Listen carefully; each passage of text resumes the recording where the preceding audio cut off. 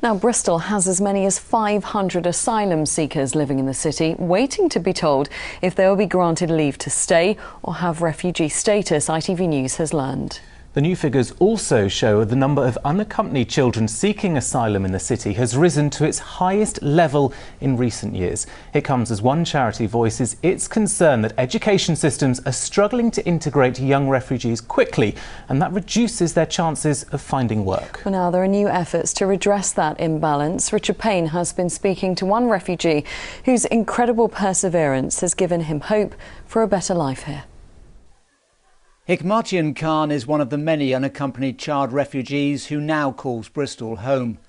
Arriving here 3 years ago with nothing, aged just 14, he still counts himself as one of the lucky ones.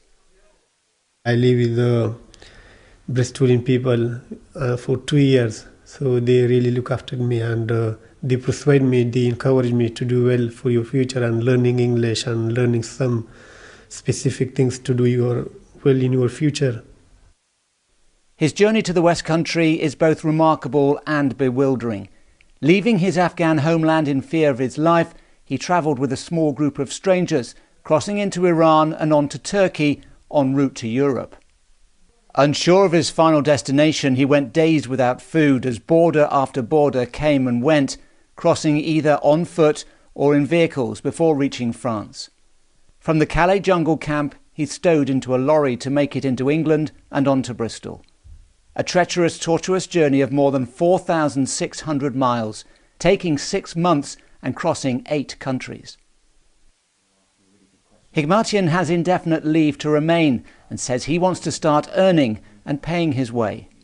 That was a long journey, there's a plenty country to cross it, but, I wasn't sure where to go, but I crossed it.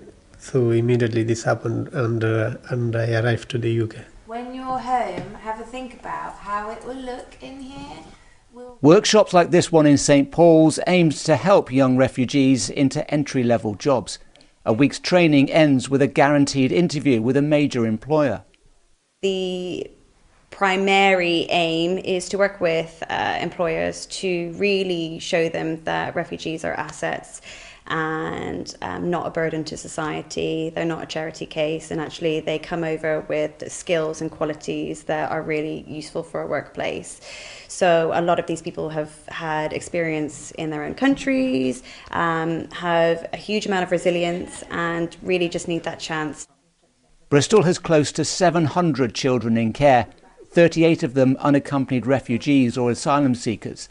6 years ago, there were just 2. It cost more than £2 million to look after them in the last financial year, and with the Home Office not covering the entire cost, the council makes up a near £400,000 shortfall. We've made a commitment. We're a city of sanctuary. It's something we strongly believe that refugees come to cities, not countries in a sense, and the city is the first place that they can call home, and we want people to feel that Bristol is somewhere that welcomes them. We will always try and find children, as you say, a place in a good or outstanding school within 20 days of children's social services sort of picking them up. Hikmatian has his sights set on part-time work while studying towards a degree in health and social care. It would be, he says, to look after others, just as others have looked after him. Richard Payne, ITV News, Bristol.